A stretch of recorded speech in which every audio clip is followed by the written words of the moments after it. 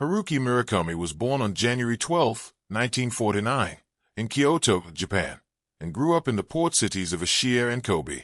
His parents taught Japanese literature, so language and stories were part of the air he breathed. Yet the young Murakami absorbed just as much from American music, films, and paperbacks as he did from classical Japanese texts. That dual current, East and West, would later become the quiet engine of his voice. He was a listener first, a watcher, a child who preferred to stand a little apart from crowds and notice how the world sounded. As a university student in Tokyo at Waseda, Murakami studied theater and cinema. He spent more time in jazz clubs and movie houses than in lecture halls, soaking up rhythms and frames. He met his future wife, Yoko, and together they nurtured a dream not of literary fame but of running a small place of their own. After marrying in 1971, the couple opened a jazz bar they named Peter Cat. It was small and smoky, with turntables spinning records and Murakami working long hours behind the counter.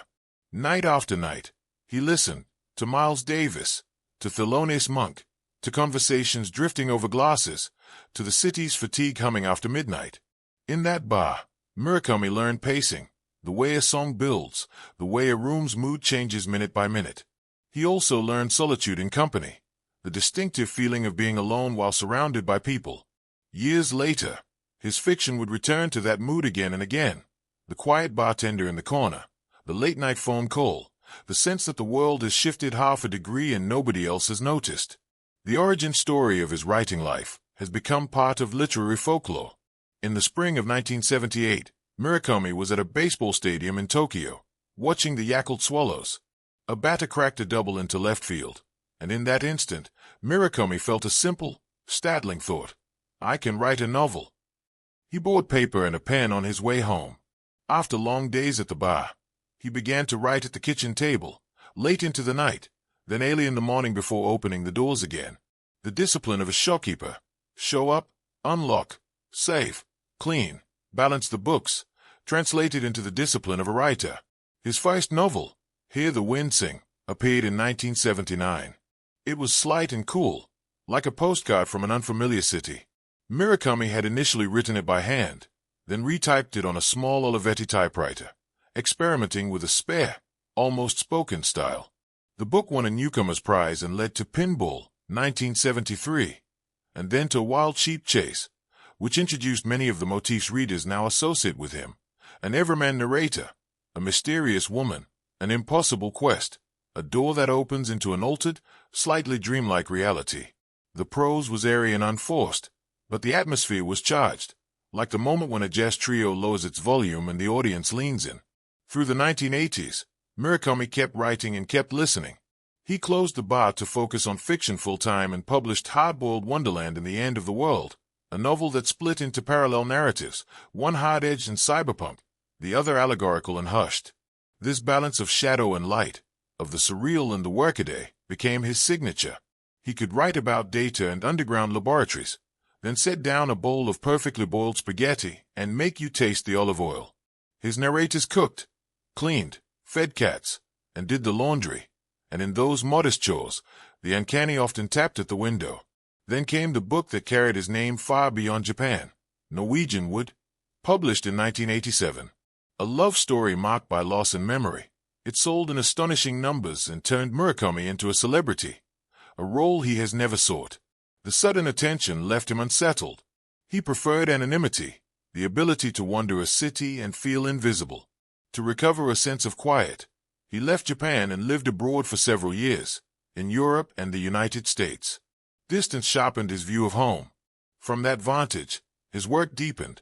In the early 1990s, Murakami wrote The Wind-Up Bird Chronicle, a vast, layered novel that explored marriage, disappearance, and the long reverberations of war. The book introduced many readers to the particular gravity beneath Murakami's surface cool, the recognition that history leaves a bruise, that violence echoes through private lives, that what vanishes returns, altered. Around this time he also taught and wrote essays, continuing to translate American writers into Japanese: Raymond Carver, F. Scott Fitzgerald, J.D. Salinger, absorbing their cadences and filtering them through his own. In 1995, two events shook Japan: the Kobe earthquake and the Tokyo subway sarin attack. Murakami returned to interview survivors, rescuers, and perpetrators.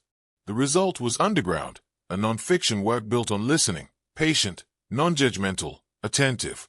It revealed another side of him, not only a novelist of dream passages and quiet kitchens, but a chronicler of pain, willing to sit with witnesses and gather their words. The book's compassion influenced the novels that followed. His landscapes of the unreal grew wider, but the human core grew steadier and warmer. The 2000s brought a new wave of readers to Murakami. Sputnik Sweetheart and Kafka on the Shore gave us forests and talking cats, teenage runaways and librarians, prophesies and pop songs. After Dark traced One Night in Tokyo hour by hour. 1Q84, published in 3 volumes, was a doorstop of parallel moons and intersecting fates. Through it all, his style remained deceptively simple, short sentences, clean scenes, a slow heartbeat. He would step from the ordinary into the inexplicable with no fanfare, trusting the reader to follow, trusting the dream logic to make its own kind of sense. Running became part of his story, too. In middle age, Murakami took up long-distance running and trained the way he wrote.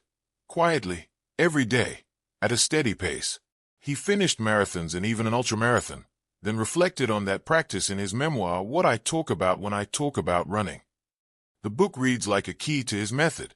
Endurance over intensity, routine over drama, a life constructed from small, repeatable acts until something lasting emerges.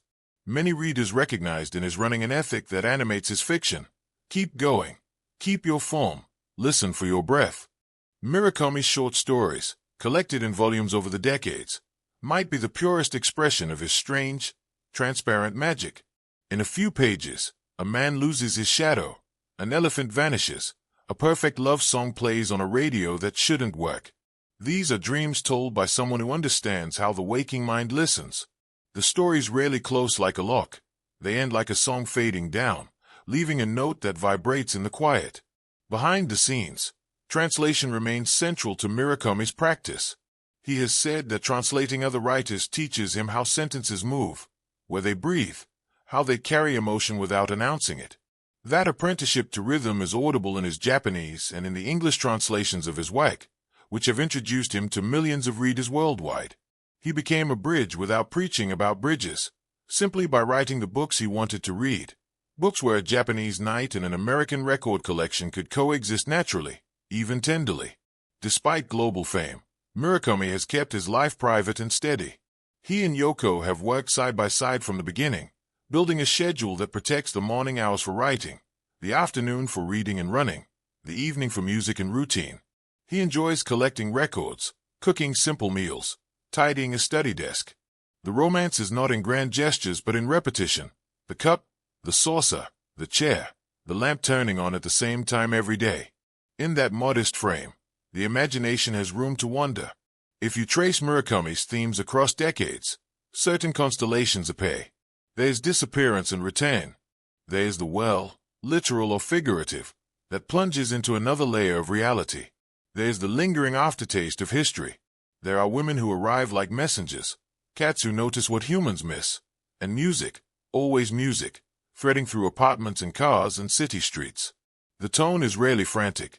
Instead, it is measured, curious, slightly off-center, like a camera tilted just enough to make you look twice.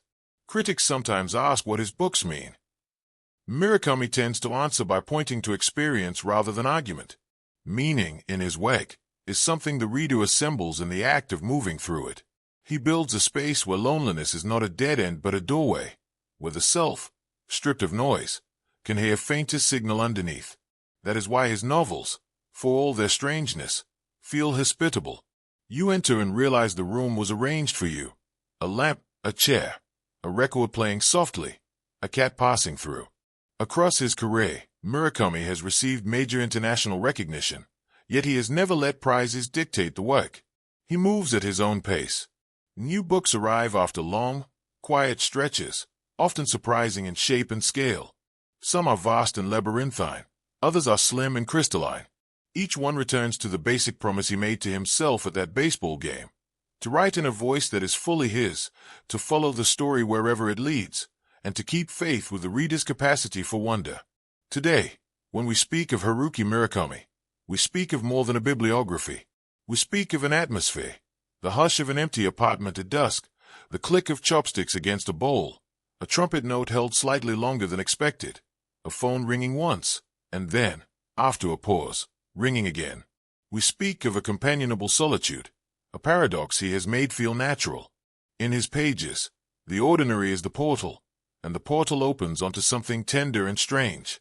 Perhaps that is the essence of his autobiography as an artist, a life built deliberately, step by step, in which listening precedes speaking, and speaking is a form of care. From a small jazz bar in Tokyo to a body of work that spans continents, Murakami has stayed faithful to a practice that looks unremarkable from the outside. Wake early, write, run, read, repeat. Inside that routine, entire worlds have bloomed. And if you tame down the volume on the world for a moment, you can hear what he has been hearing all along, the quiet thread that ties one life to another, and the music that carries us through the dark. In the end, Haruki Murakami's story is not the tale of a prodigy or a public spectacle. It is the story of attention. It is the story of what can happen when a person listens closely, works steadily, and trusts the fragile, luminous strangeness of the human heart. That is his autobiography. Not just the milestones of a private man who writes, but the daily practice of making a space where readers can set down their bags, sit for a while, and feel less alone.